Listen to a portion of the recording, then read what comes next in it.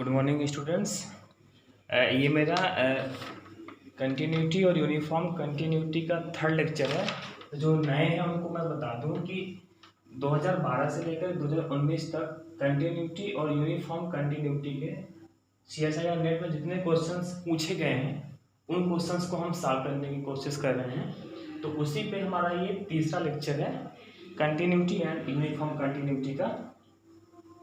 तो हमने लिया है जून 2013 का एक क्वेश्चन है।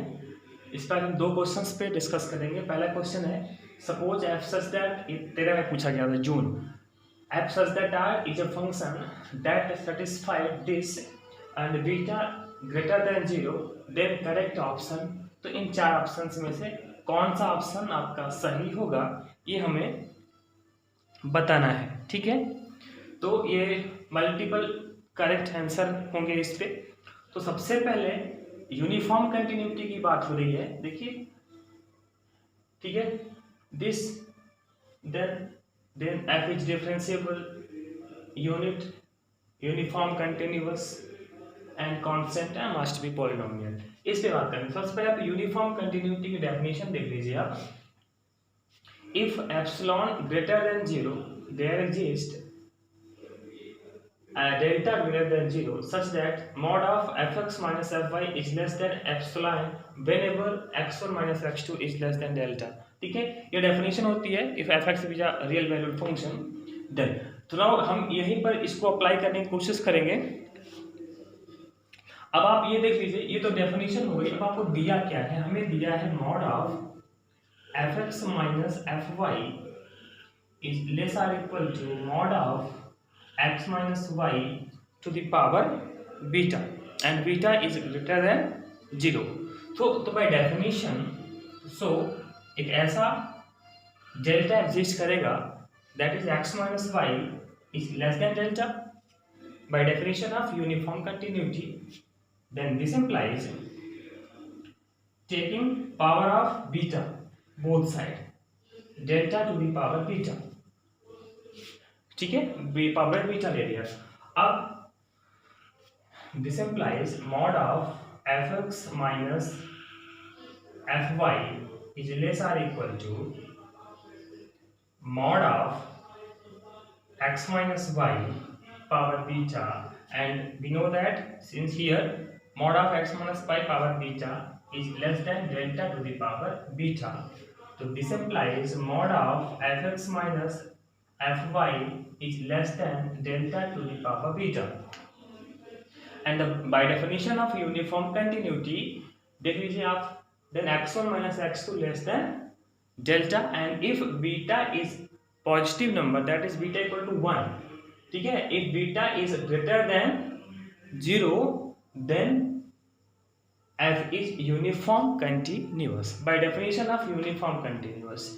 ये आपकी यूनिफॉर्म कंटिन्यूअस की डेफिनेशन है और आप इसको देख लीजिए, सेम चीज बन गई। If beta is greater than 0 that is beta is positive integer then f is uniform continuous. तो ये वाला जो ऑप्शन है आपका, ये ऑप्शन आपका करेक्ट हो जाएगा। ठीक है, चलिए ये तो हो गया यूनिफॉर्म कंटिन्यूअस, हमने इसे चेक कर लिया। अब आप नेक्स्ट यहां पर देखिए, नेक्स्ट होगा हमारे पास, अब हम इसको डिफरेंशिएबल दिखाएंगे।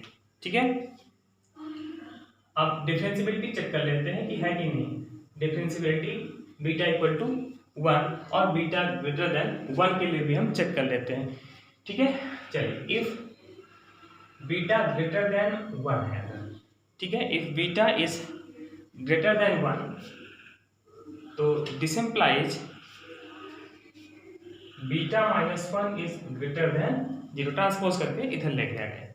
सो अब आप देख लीजिए डेफिनेशन से mod of f x minus f y is less or equal to mod of x minus y to the power beta.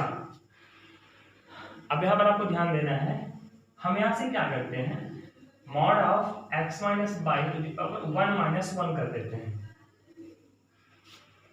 ठीक है, कोई फर्क नहीं पड़ेगा, इसकी वैल्यू 0 हो जाएगी। ठीक है, अब इसको ले सकते हैं mod of x minus y beta minus 1 into mod of x minus y. ठीक है, we can rewrite here.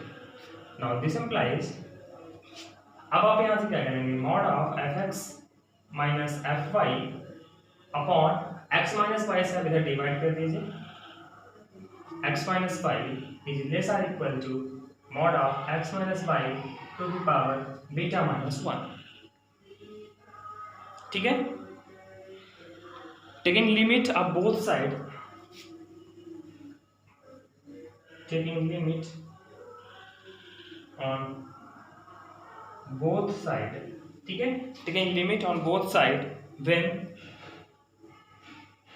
x approaches to y, when x approaches to y।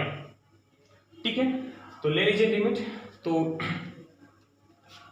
देखो साहब यहाँ इसकी जब लिमिट लेंगे ये क्या बन गया, ये बन गया आपका mod of f dash x, sorry mod of f dash y. ठीक है, बाय डेफिनेशन ऑफ डिफरेंशिएबिलिटी। ठीक है, क्या बन गया f dash y and less or equal to and limit x tends to y पे, एक्स अप्रोचेस टू वाई, तो x tends to y पे क्या हो जाएगा 0, एक्स टेंड्स टू वाई पे वाई माइनस वाई हो जाएगा, कितना हो जाएगा 0। This implies mod of f dash y, कभी भी निगेटिव तो होगा नहीं, मॉड लगा हुआ है तो इसलिए क्या हो जाएगा इक्वल टू 0। ठीक है, तो this implies f dash y equal to कितना आ गया 0। ठीक है, और f dash y equal to 0, इसका मतलब क्या है, so it is, so if beta greater than 1 then f is constant function. तो ये वाला भी ऑप्शन जो है आपका ये करेक्ट हो जाएगा। पॉलिनोमियल है नहीं, cancel, beta equal to 1 then f is differentiable.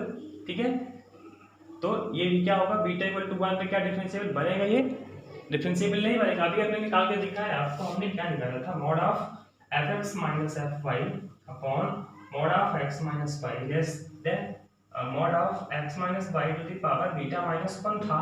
जब यहाँ पर बीटा इक्वल टू 1 होगा तो कितना हो जाएगा 0 हो जाएगा, दैट इज सॉरी ये पावर 0 हो गई, कितना आ जाएगा 1 आ जाएगा, तो डिफरेंशिएबिलिटी नहीं होगी, इसे बीटा इक्वल टू 1 पे डिफरेंशिएबल नहीं होगा। तो केवल आपका दूसरा और तीसरा, थर्ड और सेकंड ऑप्शन आपका करेक्ट होगा। अब हम लेते हैं इसी का दूसरा क्वेश्चन। तो ये क्वेश्चन कहता क्या है, ये जून 2014 का है। तो late A is a subset of R and F such that A to R we are given by fx equal to x square, then F is uniformly continuous if। तो इसमें कौन सा ऑप्शन सही है यूनिफॉर्मली कंटिन्यूअस होने के लिए, तो इसमें कुछ नहीं करना है आपको, इसीलिए सीधे एक थ्योरम पूछ लिया था आपसे। थ्योरम क्या है, if A is a subset of R and F such that A to R then F is uniformly continuous if A is bounded subset of R। A subset of R भी है, F A to R भी है, is given by this, then F is uniformly continuous if A is bounded subset of R। तो A is bounded subset of, सीधे सीधे ये आपका theorem पूछ लिया था।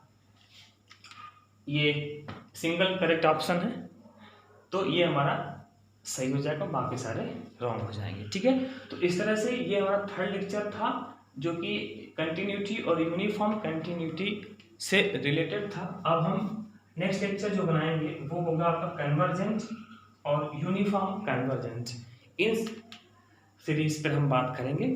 तो थैंक यू।